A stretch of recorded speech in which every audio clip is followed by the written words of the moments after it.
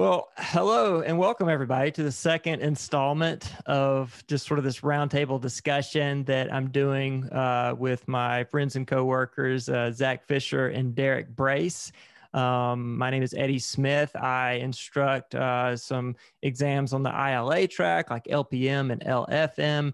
Zak Fischer co-instructs one of those with me, and I also manage all of our other instructors that instruct other FSA products, but I'll let each of these guys also introduce themselves. So Zak, why don't you go ahead?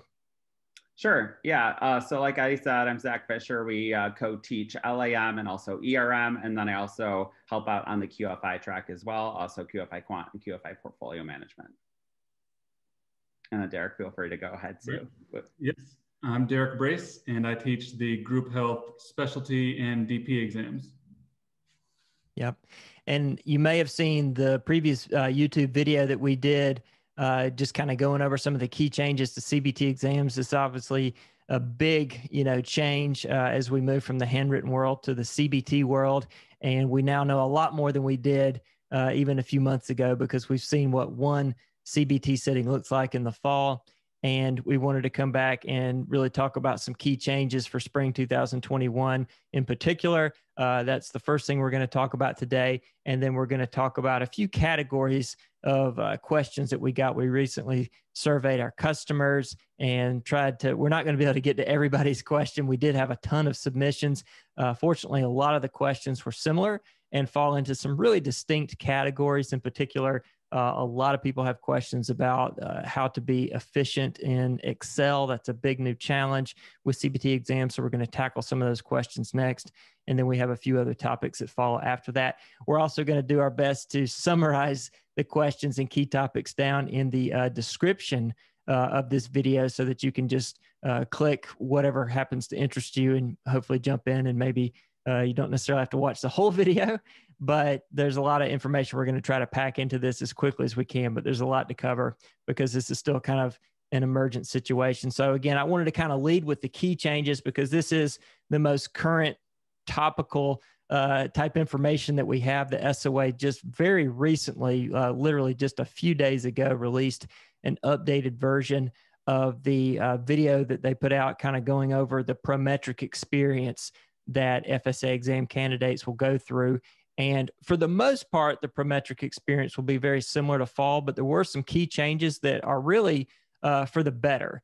The biggest change is that they're adding an additional 5-minute section. They're calling it a second section, and they're tacking that on to the end of the primary section, so to speak, where you'll actually be taking the exam. And so the amount of time available for taking the exam has not changed at all for spring. So for example, if you're taking a 5-hour exam, you still have 5 hours and 15 minutes to take that exam. If you're taking one of the specialty exams, the traditional 2-hour exams, you still have 2 hours and 15 minutes for that exam. The key change is that now you'll have an additional 5 minutes on top of that time just for submitting your files. And that's good news, because I think the key logistical challenge that they ran into in the fall, where people were having to submit their Word and Excel file, and even potentially some other types of files for certain types of exams, but primarily that Word and Excel file had to be submitted individually before your exam timer ran out. And there were a host of technical problems that they ran into with that.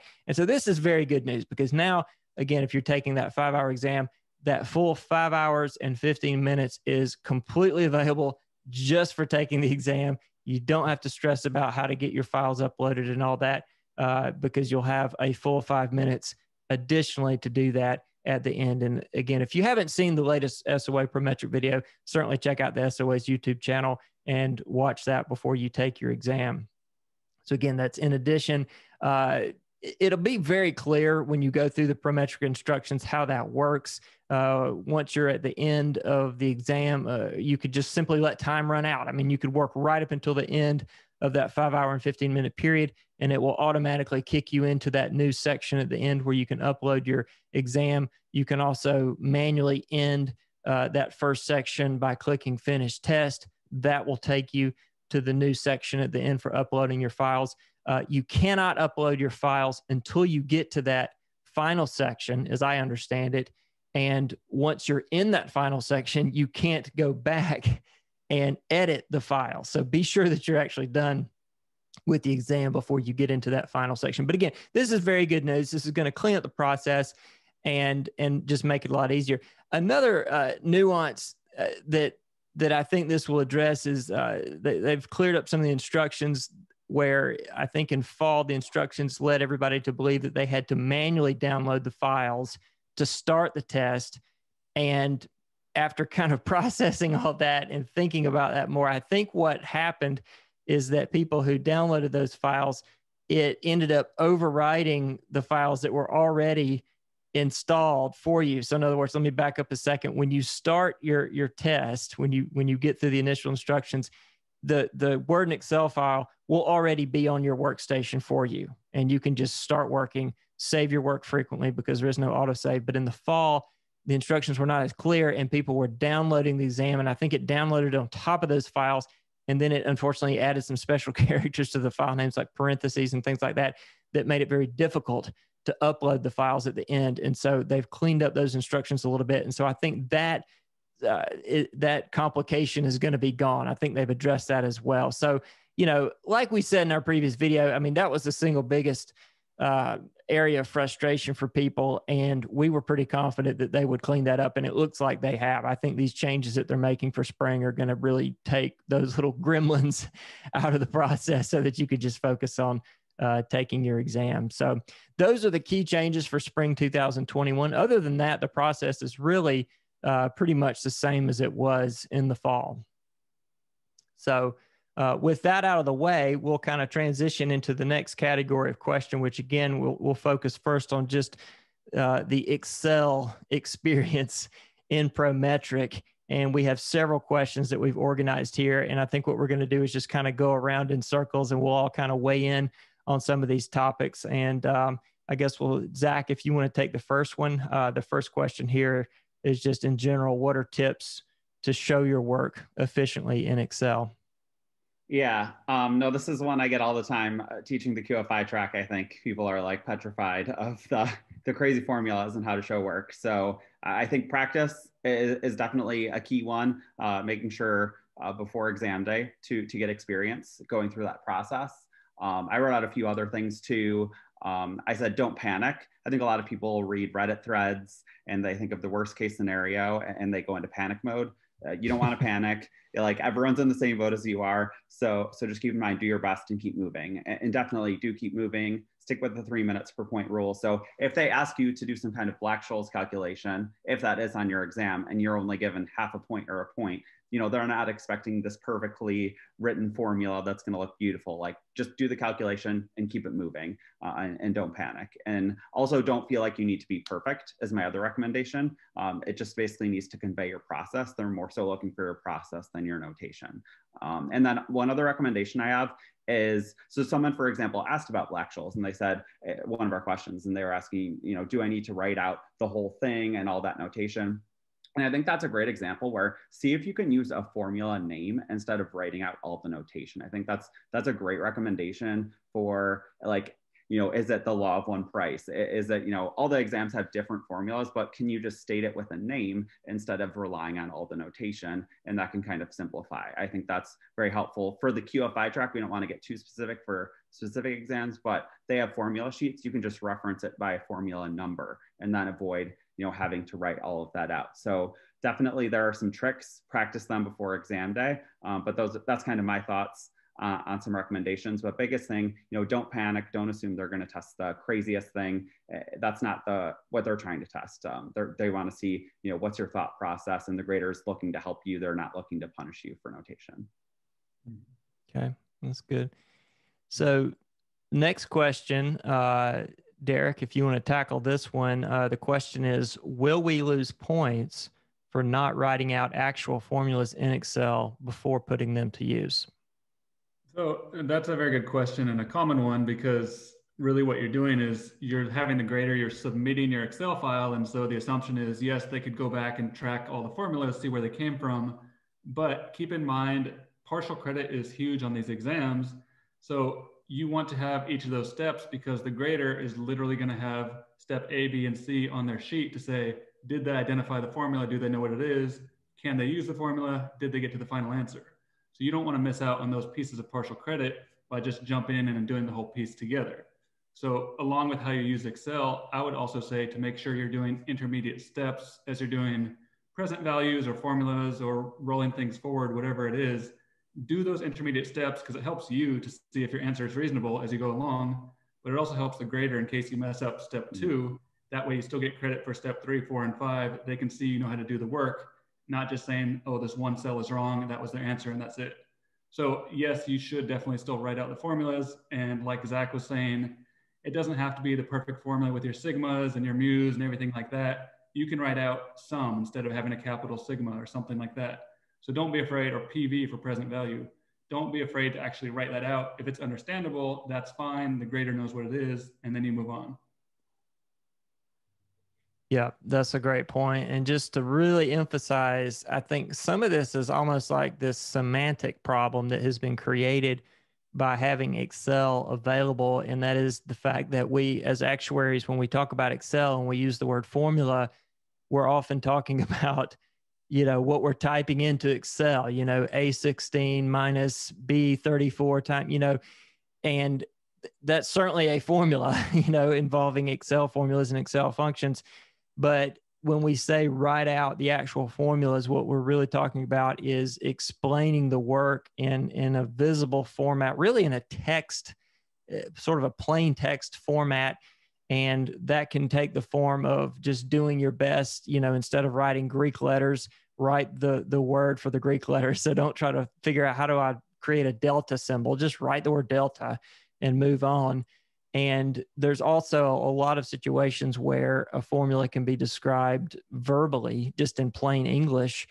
And that often is much more efficient, even if it may take you 10 or 15 words to describe what, an immediate annuity is doing. I mean, because, actuarial notation is beautiful and concise and elegant with all the subscripts and dots and all that. But trying to create that in Excel is just way too cumbersome and time consuming. And so most of us are fast enough with the keyboard to where it's just a lot faster to describe something verbally. And so I think that's really the way to go. But I wanted to emphasize that distinction. There's really two forms of formulas now. There's the formula in terms of writing out your intentions, the visible formula, and then of course, executing the calculation under the surface, so to speak, in the cells in Excel. So yeah, that was a great answer there, Derek. And the next key question here we have is, I think Zach even mentioned this. The question is it correct to assume that we need to know how to type complicated formulas like Black-Scholes in Excel for calculation-related questions? And again, this is a totally understandable question because it is very intimidating when you look at some of these formulas that you'll come across in the source material, and these complex fractions within fractions within fractions, and Greek letters out the wazoo, and just sort of this all these subscripts and superscripts orbiting these symbols. How in the world do you produce that? And I think you just have to remember that you're just doing your best. The graders aren't expecting you to know how to do that. I think one person asked, should we use the equation editor? And while it's true that there is an equation editor that unfortunately in Microsoft Excel is very hard to get to and keep open, and I've tried it a few times and I always fumble with it so badly. I don't think it's something that you want to mess with on exam day. Even in Microsoft Word, I don't think it's something you want to mess with because it's just way more trouble than it's worth in the amount of time that you have. So again, you can't be perfect. And I also want to stress, with a lot of our courses as we move through time, we're adding a lot of our own solutions to exam problems. We're adding practice exams. We're adding our own solutions to actual CBT exams that have been released. We're creating CBT versions of older exams. And what we're trying to do is create our own model solutions that kind of showcase different techniques for a lot of these things too. So certainly go through the material in the course to get some more ideas about how to go about these things, because so far the SOA model solutions that have been posted have kind of steered clear of kind of providing examples of how to do these things in Excel. They're basically still, for the most part, publishing PDF-based solutions, but you can use our courses to get a little bit more feel for that. Yep. So the rest of these questions, again, just kind of address different nuances of working in Excel. The next question here, Zach, if you want to address this, what is the best method to type out formulas if we need to show work in the Excel portion? And this person stresses something that we saw many people stress in our surveys, is the fact that this just takes a lot more time. I mean, it's the one aspect of CBT where even though you've got a keyboard in front of you, it's a lot more time consuming than if you just simply had a pen and piece of paper. So Zach, do you have any like efficiency techniques or tips there? Yeah, I mean, like I was mentioning, practice. I think also like splitting up into smaller parts and steps is really helpful. Like if we're talking about Black-Scholes, you know, you could put like D1 and D2. That could be just formulas, and then you have N of D1 and N of D2, and then option values on top of that. Like split those up into different calculations. Don't like try to be a hero and put it all in one cell, because you're actually going to hurt yourself. And the grader, if you want wrong, won't be able to figure out where you went wrong. But like we've been mentioning, if you can state it in words instead, I think that is awesome. And like Eddie was mentioning with annuities, I think that's like a great example where the notation is very difficult to put together, and words are, and being verbal, I think is, whenever you can, I think that's really preferred. So yeah, split up into steps for partial credit, describe things in words, and then do practice, and don't panic, like I was saying, would kind of be my thoughts there. Good. Yeah. The next question, again, people are wondering, okay, should we try to come up with a way of writing symbols like a summation sign, like the Greek letter, you know, sigma and things like that? And again, you know, if you happen to memorize, I think in Windows, there's like some crazy combination of keys that'll get you some of those symbols, and, you know, maybe it's worth memorizing. I don't know. I think it's better to just try to use plain English for that. And another thing I just want to kind of mention, the more of these that I do on my own and create, the more I feel like I'm starting to kind of gravitate toward sort of a verbal approach that honestly looks more like, you know, more of a visual computer code type format. Like if you're familiar with Python, which is very visual and very easy to read for the most part, most of the code is pretty intuitive when you look at it on the surface, even if you aren't familiar with it. And, you know, instead of trying to come up with a way of using underscores and caret signs, you know, to kind of hack, because you can do that for simple subscripts and superscripts. But once you start getting into like, you know, T+1 minus K plus J, you know, it starts to get really messy in a hurry. And, you know, that's another approach is if you're writing a summation, say, you know, the sum of X, and instead of trying to come up with a way of writing the superscript and subscript around the sigma, just say sum of X for T equal 1 ... 10 or something, you know, like if you're familiar at all with how to write computer code, that's another approach. And again, just think in terms of, okay, a human being is going to grade this. You know, what can I do to make it easy on them and make it very clear what I'm trying to do without necessarily coming up with this really elegant formula, you know, this nicely typeset formula, which is just impossible to do under exam conditions. Derek, do you have anything to add to that? We're kind of getting near the end of our Excel questions. So is there any? I think we've said this before, but to remind people that Excel here is an amazing tool at work, but for the exam, it is not an amazing tool. It's a fancy calculator. You have boxes, you do your calculations, and you move on. If you want to go through and do your formula and do your absolutely perfect with the sigma and the squared and subscripts, you can, but you're going to spend half your time on that, and you're going to lose time on the other questions. When the grader looks at that, you will not get extra credit for having it look perfect compared to the other person's paper that says sum of X plus Y. So the point is, don't waste your time having it look perfect, because it's not getting you any extra credit. So you need to manage your time, write it quickly so they can see what it is, and then move on. So again, the point is, Excel does not have to be perfect. Just use it for a tool to get to your answer. Yeah. And I think a good analogy that popped into my head the other day, I've been looking for an opportunity to share this, but it's sort of like, you know, it's sort of like, you know, if the handwritten exams were like playing golf where you're just walking and you're like, man, I could really use a golf cart. Instead of giving you a golf cart, they've given you a sports car. So they've given you something in Excel that has just a million times the power of what is really needed to answer a question.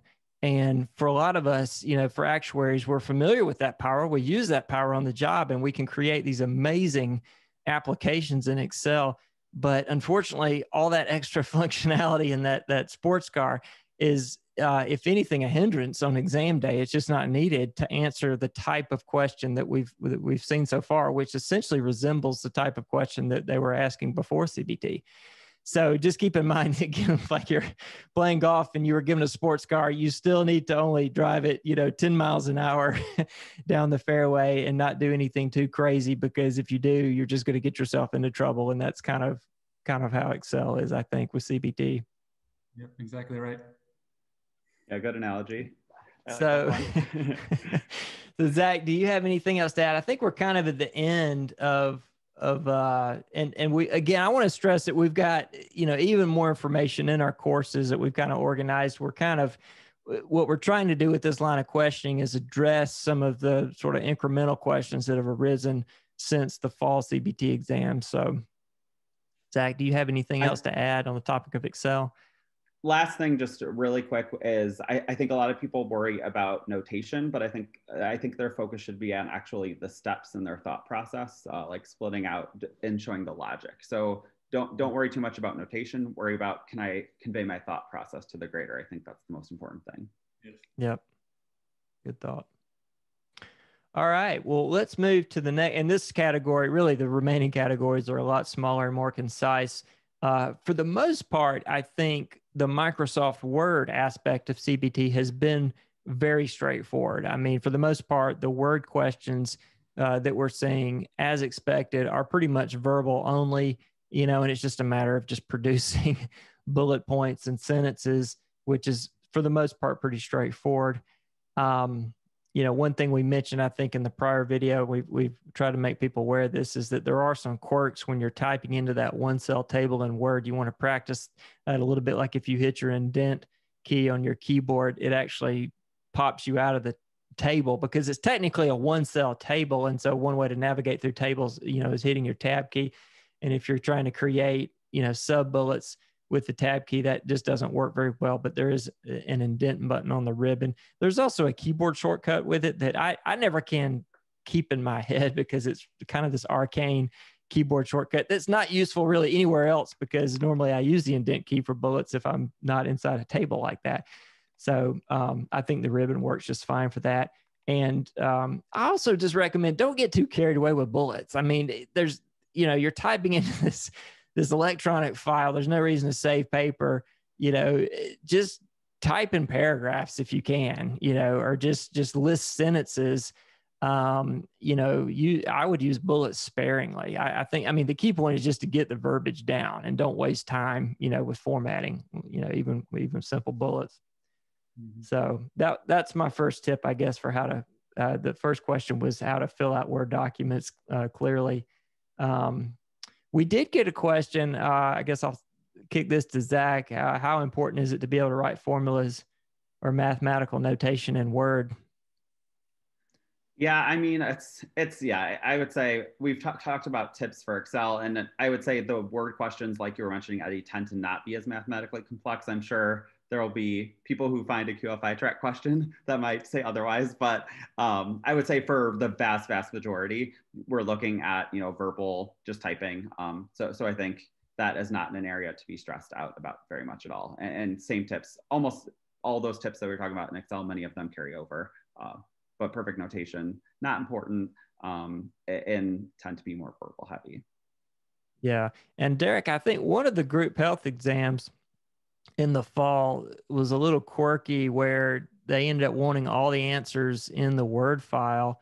And so I guess, but again, the same sort of reasoning would apply that what we've said in Excel is just, even if you have to type in a formula in Word, just try to stick with the most basic text version of that you can.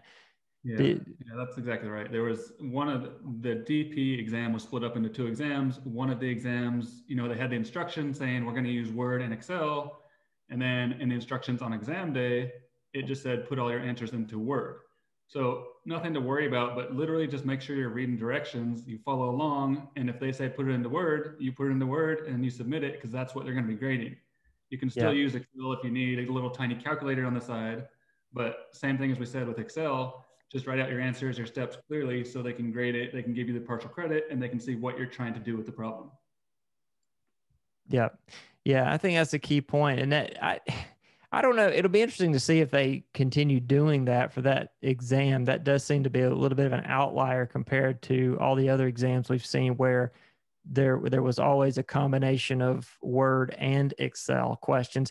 And the Word file is kind of your anchor point, I feel like, for the exam, because unless a question specifically says answer this in Excel. And I even saw one or two where it said you can answer it in either place. So we're seeing quite a variety, but for each sub question, they are pretty clear as to whether you should answer it in Word or whether you should go to Excel. But yeah, if you run into a situation like that with that, group health exam where they want everything in Word, even if you have the Excel file, be sure that you copy paste stuff back into the Word file, assuming that's the only file they're going to grade. So yeah. Eddie, can I just add in really quickly too? Actually, QFI portfolio management was the same way for the fall 2020 sitting. So they gave you a spreadsheet for a calculator, like Derek was mentioning, but they said graders will not even look at the spreadsheet and everything needs to be in Word. So I think, and we can't say like, oh, that's going to happen for every future sitting for certain exams. So I think just be flexible and read the directions on exam day and understand this is new and in flux. But there's the potential for some exams where they might not even grade your Excel. So just do keep that in mind. Yep. And QFI, we did get some questions about QFI, but I think we may just address those within our QFI courses, because QFI, again, is a little bit of an outlier compared to the other exams because there's still a handwritten component to that. And so that kind of has its own strategy that's a little different from some of the other exams. So again, Word was pretty straightforward. I think most people welcome the ability to type into Word. Most of us are, average to above average typists. And so you're able to produce a lot of verbiage. Some people ask, should I just type as much as I possibly can until time runs out? And generally we feel like that's not great advice, because you still want to manage your time. And if you're able to produce enough response, based on the point value of the question, you really should move on. I mean, personally, I would move on and I might save some of that time for an Excel question, because I think Excel is where people can really let time get away from them on the exam under this new format, particularly if you haven't practiced that. And the more past questions you can practice, the more variety of questions you can practice, the more mentally prepared I think you'll be for different scenarios that might play out where you may just get really tangled up in Excel. And actually, one other thing that just popped into my mind, I wish I'd mentioned this back in the Excel formula writing, but for anybody that stuck around, here's a bonus tip for Excel. I think a lot of people, particularly people that took exams under the handwritten format, are still like in this mindset that, okay, I need to write my formulas first and then I do my calculations. And I think in the handwritten world, that was very logical, because it was like a hedge. The benefit of working in Excel or any electronic file is you can move stuff around really easily. You could copy, paste, cut, insert rows. You can do all kinds of stuff on the fly. And what I found is that for certain types of questions, it's actually a little bit more logical, especially if you feel like you got enough time to maybe go ahead and get into the calculation. And then as you're doing the calculation, sort of document your work. And so you don't necessarily have to write the formula first. It just needs to get done by the time you're at the end of that question. And so it as long as you, and again, this is all stuff you should practice, so that you're comfortable with it. You're not inventing new strategies in the exam room. Just come back and document your work after you're done. You can even, like, as you're doing calculations in rows, you can add a column out to the side. You can describe verbally what you're trying to do. So there's just, and again, you'll see, especially if you're looking at some of the solutions I've created in the last year, you'll see where I'm starting to kind of evolve my techniques and do some of these things to maybe give you some ideas. So should have had that on the list, but I think that's worth mentioning. So we also just got some very general questions about CBT, and I thought we could run through those too. First question is, do you expect the calculation component of the exams to become more complicated than before, since we can now use Excel? So Derek, why don't you tackle this one? I mean, I guess that's a hard question. If we long-term, I I personally would expect it to get a little bit longer, but short term right now, for those of you watching the video, we have not seen any significant change from what it's been in the past when it was all handwritten. So they are not doing 10 years of present value for 17 different companies that you could do in Excel very easily by dragging down. It's the same thing, because they're trying to test you on ideas here. They're not testing you if you can do a whole book for an entire company. So they're just trying to see that you know how to do calculations A, B, and C and describe them. So no, in my opinion, I have not seen anything short term that would indicate that we expect much larger, more complex questions. Yeah, I agree with that. I think that's a great answer. And I think until there's some point in the future where they make a more profound structural change to the exam in terms of the number of questions and that sort of thing, I think that they're going to stay the way they are. I think you can kind of view CBT, sort of this first phase that we're in, as being simply a way to replace the traditional human proctored, insurance company environment with Prometric, and then to replace pen and paper with Word and Excel. Other than that, the exams are really the same. I mean, it's the same type of curriculum, concepts, the questions. I think if you could if you could kind of put somebody in hibernation, if you could cryogenically freeze somebody before the pandemic and then bring them out and then show them, the fall exam and not tell them that CBT had happened, they would never know that, anything had changed in terms of the type of question. And so, that's where we are for now. But certainly the future is uncertain and things will continue to evolve. And hopefully the SOA will provide guidance. But for now, I would not expect to have to do anything too crazy in Excel. Next question is similar. Has the number of questions changed? And no, it hasn't. I think that's all we need to say. Again, the exam is substantially the same. Will moving to CBT impact the type of numerical question? No. So we got several questions like this. I think we've addressed those. Next question, what file name constraints are there to submit? And this is a person who I think took the exam in fall, understandably is concerned because of some of those file upload issues. And I think we addressed that earlier. But certainly if you do, for whatever reason, if you decide to start renaming your files, don't put special characters in the file names. I think that's the number one piece of advice. Don't put parentheses in the file names, because at least in fall, the Prometric system would not accept those.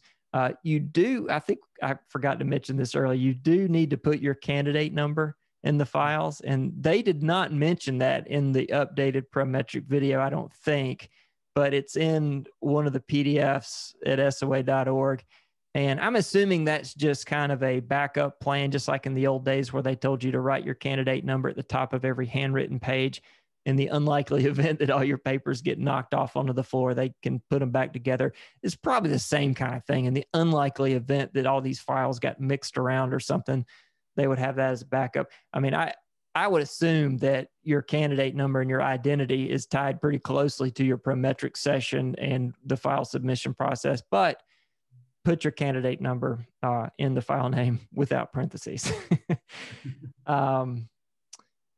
One person asked us, will we be able to bring our candidate number into Prometric with us? And as of right now, I'm still not comfortable answering this yes or no. I have not seen a definitive answer on this. Prometric, as you probably know, is pretty strict with the check-in process and what you can bring in, and potentially somebody that isn't aware of this. A lot of times the people that work at Prometric have no concept of what an actual exam is. They're just there. They're just doing their job to kind of manage the exam environment and that sort of thing.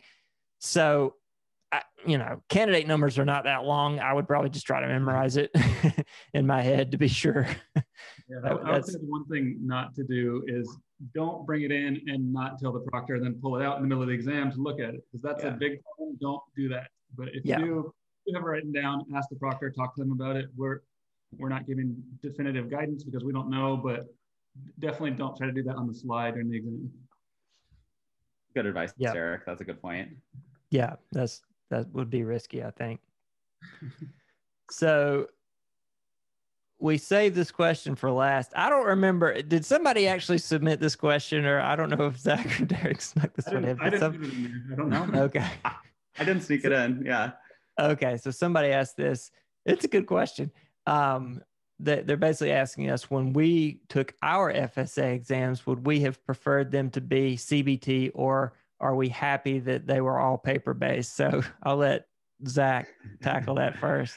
I would say paper. Maybe that's a bad answer given everyone's stressing about CBT, but especially because I took a lot of the more quantitative exams, I just think it's like stressful. And I want people to spend their time with the source material and thinking through that instead of like worrying about exam day and formatting. So I would vote paper.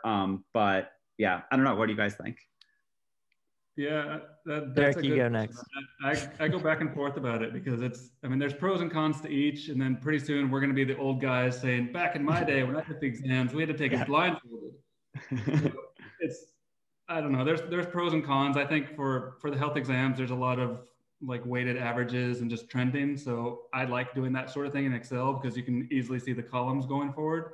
So I would probably say doing it in Excel and Word, but there's pros and cons. It's not, at the end of the day, if you know the material, you're good. If you don't, that's a problem. Yeah. I think for me, this is kind of a wishy-washy answer, but it's kind of a push for me because I think about the days that I took handwritten exams, and the one thing that if I had to take CBT exams now, the one thing I would not be happy with is just the fact that I may have to drive to another city to a Prometric center and go through the whole Prometric check-in process. I mean, it is a pretty long day.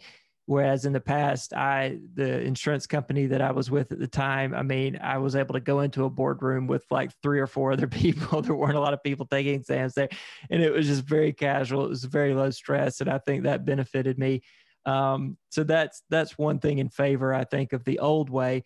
But the one big advantage I think that I would have is I am a pretty fast typist, and I do handwriting sparingly. I do handwriting to take light notes and for more creative work, but I don't write a lot of long form by hand. And having to produce a 5-hour written exam by hand is pretty physically challenging if in these days where we're all, tapping on keyboards and touch screens all day. So I think that benefits a lot of us, I think, just having that electronic interface. But it is, as we've hammered on earlier, it is a new art form. It is a new way to use Excel, a new mindset to have with it. So I think there's pros and cons. I think at the end of the day, the exams are going to be hard, just like they've always been hard. The pass rates will always kind of hover in the same ranges that they've been in for, decades and decades. And so I don't think there's necessarily a big overall advantage or disadvantage. So that kind of brings us to the end. We also got some other questions that were just more general about exam prep, and we did ask for those too. But I think this video has probably gone on far enough. I think we're just going to cut this off and just kind of conclude with CBT information, and we may tackle some of this other stuff in a future video. So thanks for tuning in. And as always, let us know if you have more questions. Your perspective as a candidate is really the best perspective for us to try to keep in mind as you're going through this process. And the more you can kind of communicate with us, the more we can shape our materials to address your concerns and continue to polish our courses. So, bye-bye. And good luck for everyone actually taking the exam soon.